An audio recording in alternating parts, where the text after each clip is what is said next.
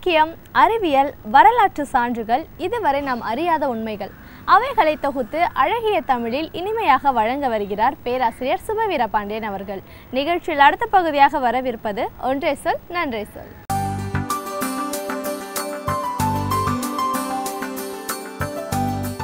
அனைவருக்கும் வணக்கம். சித்தர்கள் என்று ஒரு வகையினரை நாம் அறிவோம். எந்த மதத்தோடும் ஒட்டாமல் மேலோட்டமாக பார்க்கிற போது பகுத்தறிவு சிந்தனை உடையவர்களாக, ஆனால் கடவுள் நம்பிக்கையும் கொண்டவர்களாக, வழக்கமான மதம் கூறும் அந்த வரையறைகளுக்குள் அடங்காதவர்களாக சித்தர்களை பற்றி நாம் அறிந்திருக்கிறோம். இப்படிப்பட்டவர்கள் வெவ்வேறு மதங்களிலும் இருந்திருக்கிறார்கள். பௌத்த மதத்தில் ஜென் பௌத்தர்கள் என்பது ஒரு வகை. அதுபோலத்தான் இஸ்லாம் மார்க்கத்தில் சூஃபியம் என்பது ஒரு வகை. சூஃபியர்கள் என்று சொன்னால் அவர்கள் உலகெங்கும் பரவி இருக்கிறார்கள்.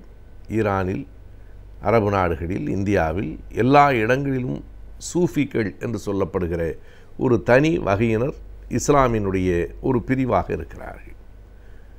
அவர்களை பற்றி நிறைய செய்திகளை சேகரித்து பேராசிரியர் அருணன் அவர்கள் தன்னுடைய கடவுளின் கதை என்னும் புத்தகத்திலே எழுதியிருக்கிறார். கடவுளின் கதை என்னும் புத்தகம் 5 தொகுதிகளாக வெளிவந்திருக்கிறது. 2வது தொகுதியில் சூஃபியம் பற்றிய பல செய்திகளை அவர் தந்திருக்கிறார். மதுரையில் இருக்கிற வசந்தம் பதிப்பகம் அந்த நூலை வெளியிட்டிருக்கிறது. சூஃபி என்றால் முரட்டு கம்பளி என்று பொருள் என்பதை அவர் முதலில் எடுத்து தருகிறார். அந்த சொல்லுக்கான பொருள் என்ன? ஒரு முரட்டு கம்பளி.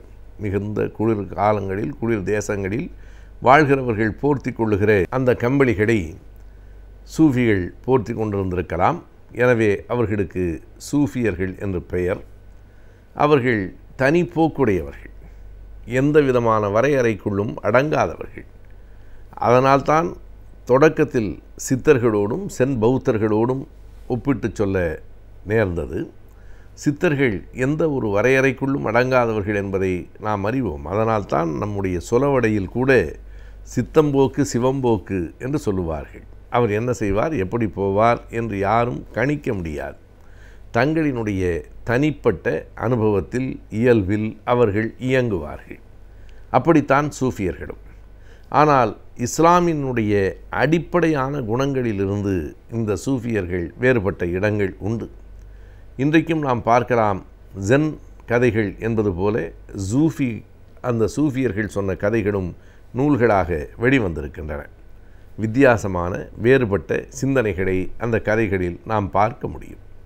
ஆனால் இஸ்லாம் மதத்தினுடைய அடிப்படையான சில குணங்களிலிருந்து அவர்கள் வேறுபட்டு நிற்கிறார்கள். இஸ்லாம் கூட்டு வழிபாட்டில் நம்பிக்கை உடைய மதம்.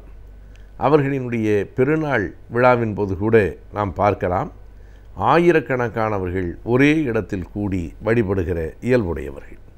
இந்த கூட்டு வழிபாட்டுத்தன்மையிலிருந்து சூஃபியர்கள் விலகி நிற்கிறார்கள். அவர்கள் தனித்தனியாக தங்களின் போக்கில் செயல்படுகிறவர்கள்.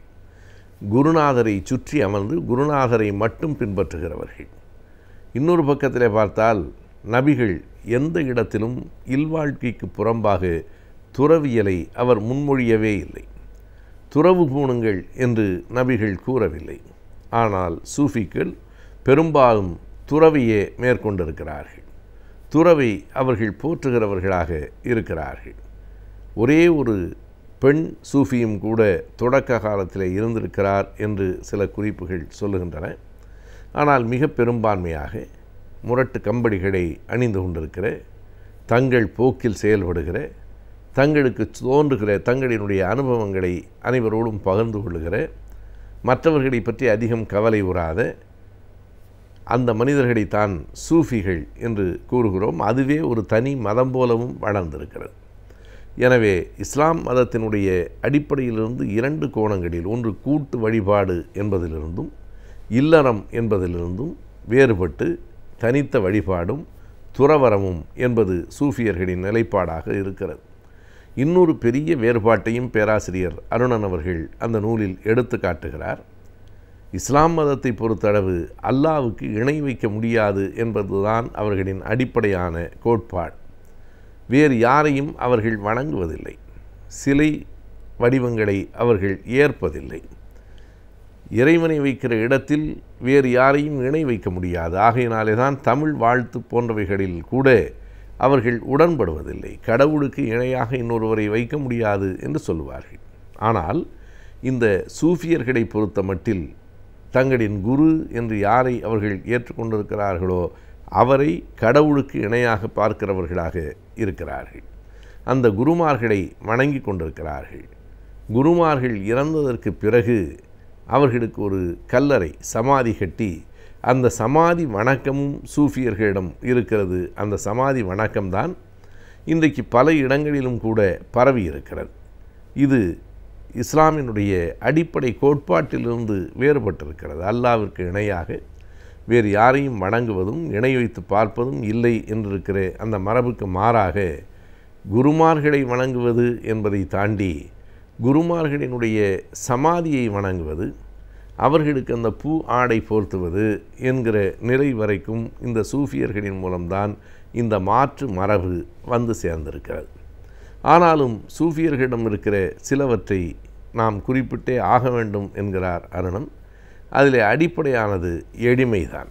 என்றைக்கும் எந்த விதமான ஆடம்பரத்தையும் விரும்பாதவர்கள், தங்களுக்காக ஒரு வாய்ப்பான வசதியான இடங்கள் வேண்டுமென்று கருதாதவர்கள், மீண்டும் சொன்னால் சித்தர்களைப் போலவே தங்கள் போக்கிலே போய் கொண்டிருக்கிறவர்கள், எளிமையானவர்கள், மாற்று கோணத்திலே சிந்திக்கிறவர்கள். அது ஒரு முக்கியமான செய்தி. வழக்கமான சிந்தனைகளிலே இருந்து மாறுபட்டு மாற்று கோணங்களிலே சிந்திக்கிறவர்கள் சூஃபியர்கள் என்று அறியப்பட்டார்கள். ஈரான் தேசத்திலே தான் கடவுள் என்று சொன்னதற்காக ஒரு சூஃபியர் ஒருவர் அடித்தே கொல்லப்பட்டிருக்கிறார் என்பதையும் நாம் வரலாற்றிலே பார்க்கிறோம். அவை அனைத்தையும் பெயர்களோடும் ஆண்டுகளோடும் அருணன் அவர்கள் தன் நூலில் பதிவு செய்திருக்கிறார். ஒரு பெண் சூஃபி தொடக்கத்திலே இருந்தார் என்று சொல்லப்படுகிறதே, அவர் கூறிய ஒரு சூஃபி வாசகம் என்று ஒரு புகழ்பெற்ற வாசகம் இன்றைக்கும் இருக்கிறது. அந்த சூஃபி சொல்லியிருக்கிறார், கடவுளே, இந்த உலகத்தில் இருக்கிற எனக்காக ஒதுக்கப்பட்டு இருக்கிற எல்லா இன்பங்களையும் சுகங்களையும் என் எதிரிக்கு கொடுத்து விடு. அந்த உலகத்திலே எனக்காக நீ ஒதுக்கி வைத்திருக்கிற அனைத்து சுகங்களையும் என் நண்பர்களுக்கு கொடுத்து விடு. எனக்கு நீ மட்டும் போதும் என்பது அந்த புகழ்பெற்ற சூஃபி வாசகம். இந்த உலகில் இருக்கிற இன்பங்களையெல்லாம் எதிரிகளுக்கு கொடுத்து விடு, பரலோகத்தில் இருக்கிற அனைத்தையும் நண்பர்களுக்கு கொடுத்து விடு, எனக்கு நீ போதும் என்று சொல்லுகிற அந்த சூஃபி வாசகம் ஒரு வித்தியாசமான கோணத்தில் சிந்திக்கிறவர்கள் அவர்கள் என்பதையும் நமக்கு எடுத்து காட்டுகிறது.